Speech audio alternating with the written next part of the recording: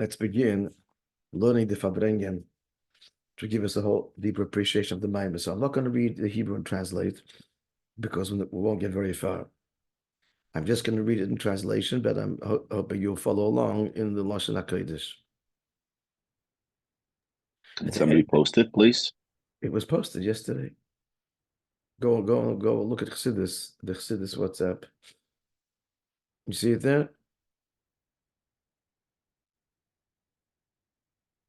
Everybody has it? Yeah. Okay. Thank you.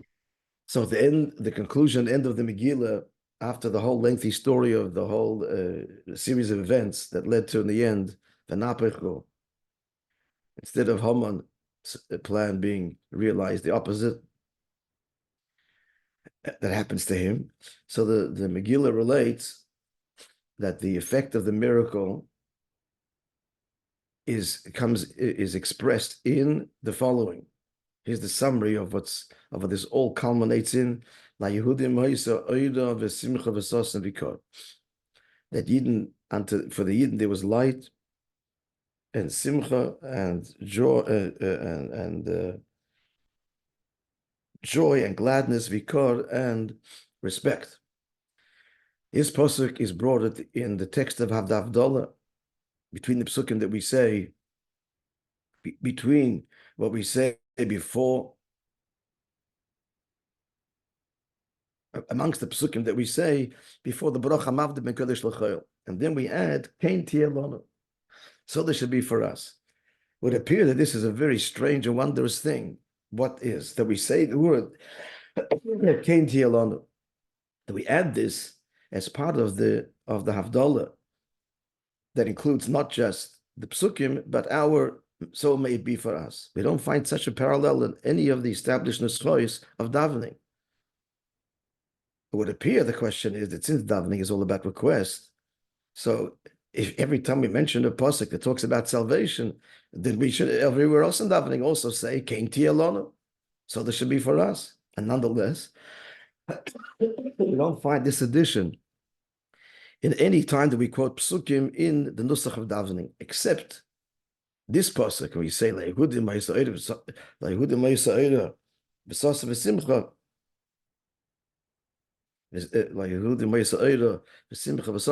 Only here we say Kein Tiyeh Lanu.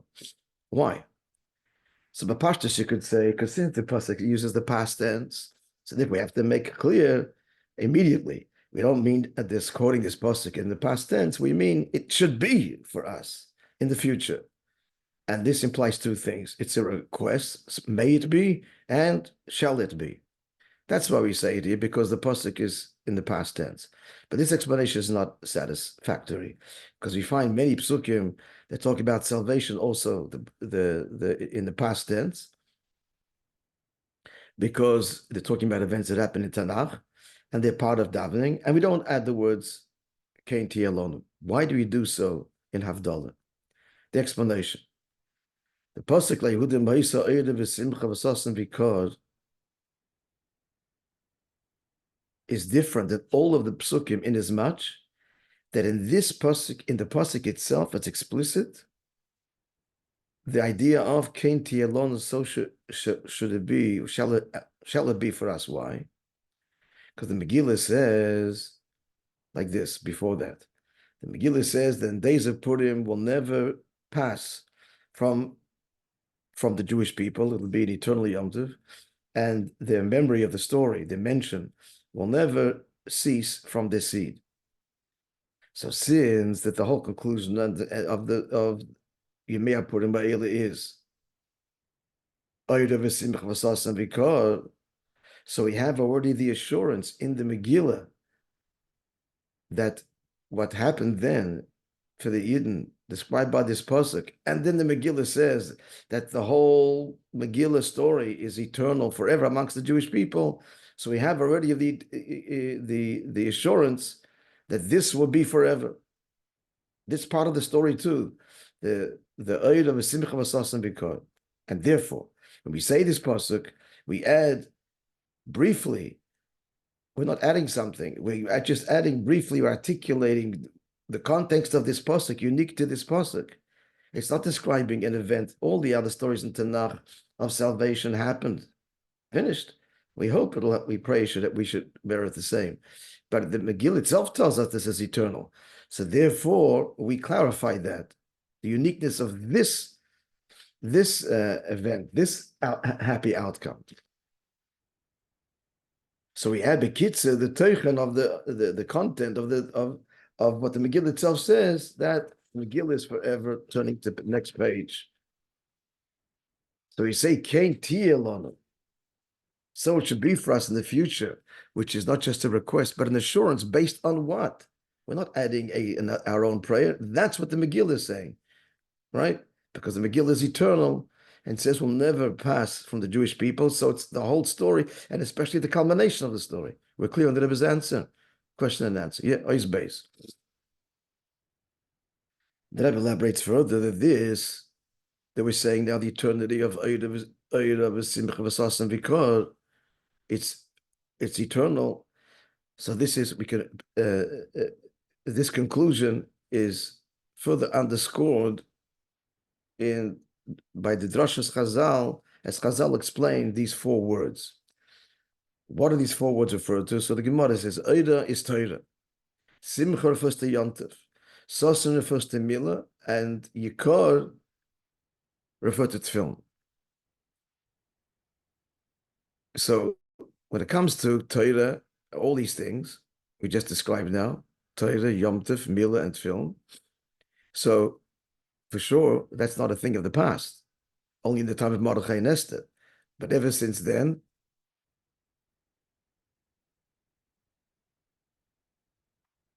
from the time of Purim, after, he's quoting here,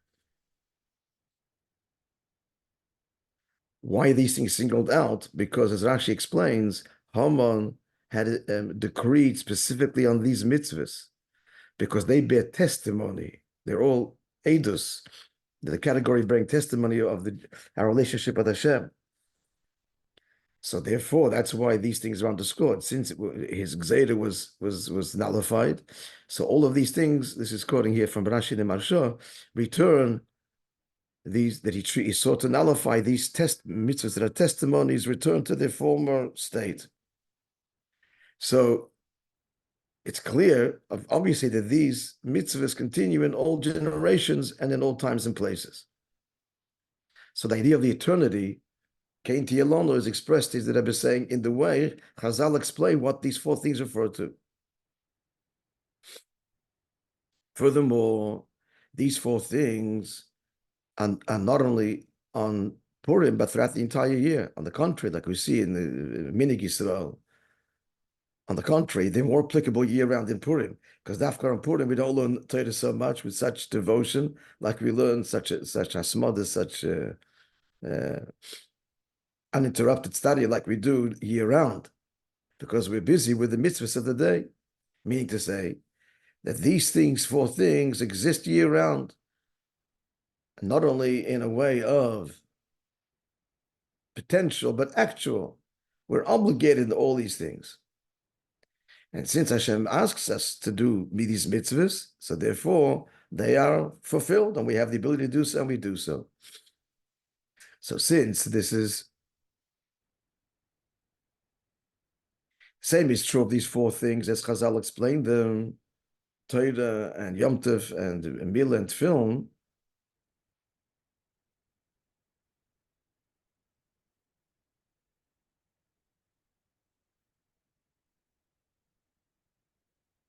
that this is the Pnimius, Chazal explaining the Pnimius meaning of these 4 words.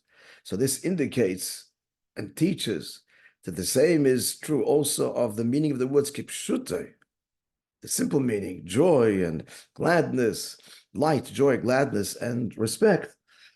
That's also eternal, because the pasuk and bepeil mamish, because the pasuk never leaves its simple meaning. This is the drashas Chazal of these 4 mitzvahs.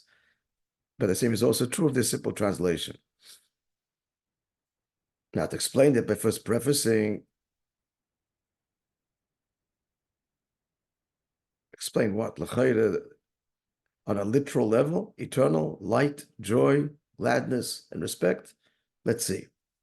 So Ba'akdama, since this is all one Torah, what to say, all Torah is one. So therefore, in Torah, it's not like the drush level is one dimension. It has no connection to the simple meaning. Not so. The deeper meanings and the simple meanings are seamlessly connected. And this step is going to explain now. So this is all to explain how the deeper meanings explained by Chazal, which is obviously eternal, is inseparable from the simple meaning of the pasuk, light and gladness and joy and respect. So let us explain now the inyan of Torah Achas, that Torah is all one. Let's begin our explanation. This be understood by first explaining, in light of which explaining Kabbalah as follows, that Pardes, Pshat, Remez, Drush, and Sod of Torah correspond to the four Olam Esabiyah. Atzilus, Bri, Yitzir, Asiyah, right? So Kabbalah, Sod corresponds to Atzilus, and Drush, which is Gemara, corresponds to Bria, and the Remez corresponds to Yitzira, and Pshat to Asiyah. As he says now, beginning with Olam Atzilus, and which is Sod, and all the way to Pshat, which corresponds to Olam Asiyah. Now,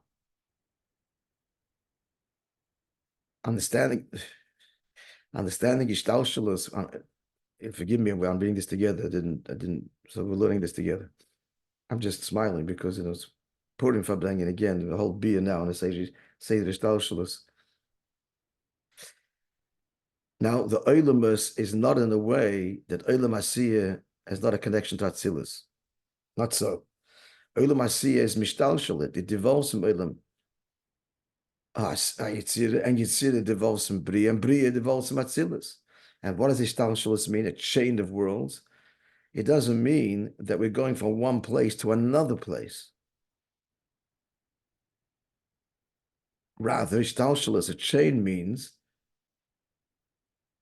that in the end, means that in this physical place, Olam Asiyah, there is, this whole chain reaction exists, interlinking. There's also Olam Yitzira and Bria and Olam Atzilus.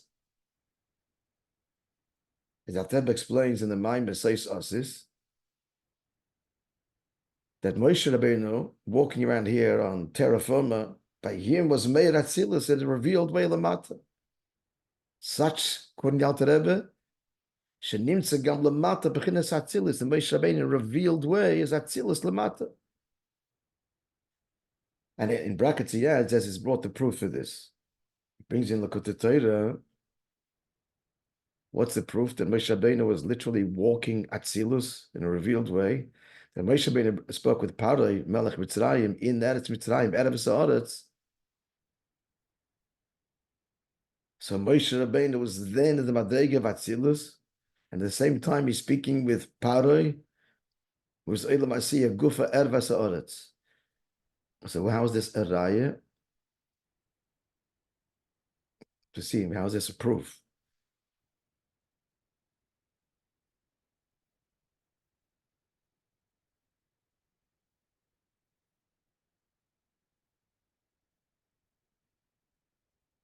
Could be because he's giving over the word of the Eibishter to Parai, Eretz Haaretz, the nakedness of the land, and that is Elikos in its purest form. At any rate, I would maybe look at that and see more explanation. All right, friends, we'll stop here. Be'ez Hashem continue tomorrow in MTC and of course on Zoom. Have a wonderful day. Bracha v'atzlacha to everyone.